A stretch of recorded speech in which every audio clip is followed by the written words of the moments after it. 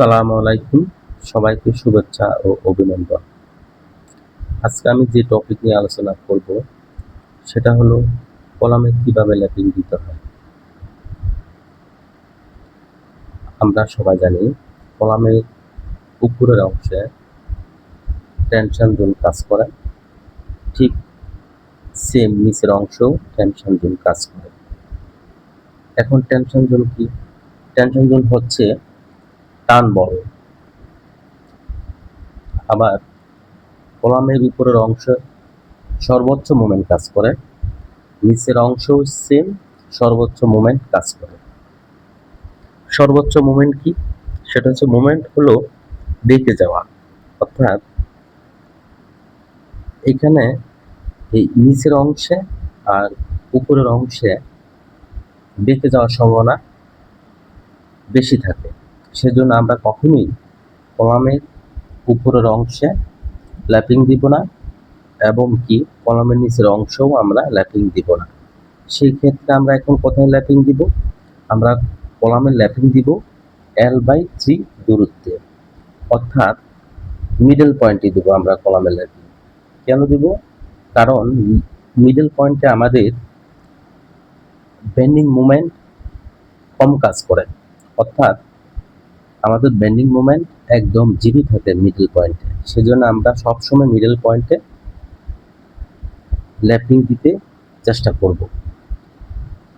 যখন আমরা মিডল পয়েন্টে ল্যাপিং দিব তখন একটা বিষয় লক্ষ্য করবেন, আমাদের স্ট্রিপগুলো যখন দিবেন আপনারা ঠিক যেখানে ল্যাপিং হবে স্ট্রিপগুলো সেই জায়গায় ল্যাপিং জোনে একটু ঘন করে দেবেন। অর্থাৎ 6 ইঞ্চি যদি থাকে আপনারা এটা 2 ভাগ করে দেন, 3 ইঞ্চি করে একটু ঘন করে দেবেন ল্যাপিং জোন, শুধুমাত্র ল্যাপিং জোনে। এখন আসেন বিমের ক্ষেত্রে L/3 আপনারা কিভাবে দেবেন। আমাদের বিল্ডিং হাইট আছে 10 ফিট, আমাদের বিম আছে 15 ইঞ্চি। 10 ফিট থেকে 15 ইঞ্চি মাইনাস করলে আসে আমাদের 8.75 ফিট। এখন আমরা যেহেতু জানি আমাদের জোন হবে L/3, বিএনবিসি এবং এসিআই কোড 318 বলা আছে L/3 দূরত্বে ল্যাপিং দেওয়া। সেই ক্ষেত্রে আমরা সবসময় লক্ষ্য করব বিমের নিচ থেকে একদম বটম পর্যন্ত, অর্থাৎ কলামের নিচ থেকে বিমের নিচ পর্যন্ত এই দূরত্বকেই আমরা L/3 অংশে ভাগ করব। আবার একটু লক্ষ্য করেন, বিমের নিচ থেকে কলামের নিচ পর্যন্ত এই যে দূরত্ব আছে সেটাই আমরা L/3 তে ভাগ করব। এখন যদি আমাদের L/3 তে 3টা অংশ আসবে, উপরে আসবে, নিচে আসবে, মিডলে আসবে, ঠিক মিডলেই আমরা ল্যাপ জোন করব। আমরা কখনোই বিমের ভিতরে ল্যাপিং দিব না। বিম এবং কলাম জাংশন থাকে, বিম এবং কলাম জাংশন থাকে, সেজন্যই আমরা এখানে ল্যাপিং দিব না। যদি আমরা এখানে ল্যাপিং দিই তাহলে আমাদের মারাত্মক ভুল হবে, কারণ এখানে সর্বোচ্চ বেন্ডিং মোমেন্ট কাজ করে। এতে করে স্ট্রাকচারাল ডিজাইন ফেল করবে, দুর্বল হয়ে পড়বে।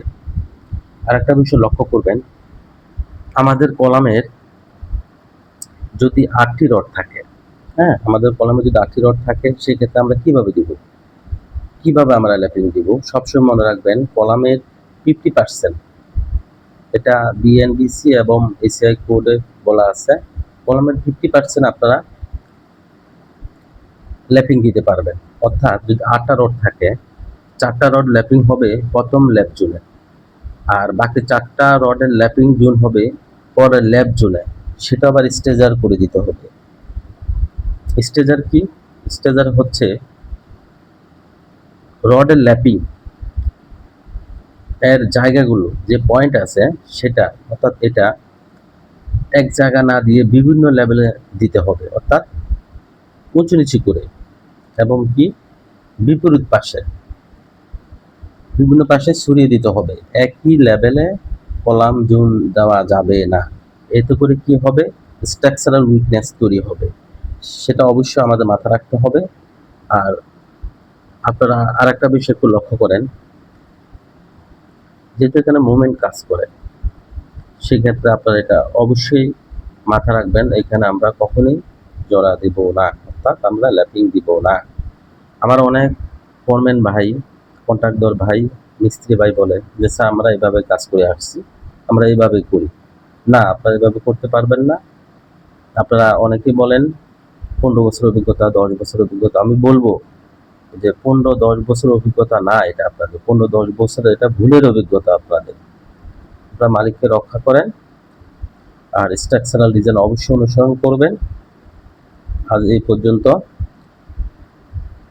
আমি চেষ্টা করব প্র্যাকটিক্যালি আপনাদেরকে দেখানোর জন্য। সবাই ভালো থাকবেন।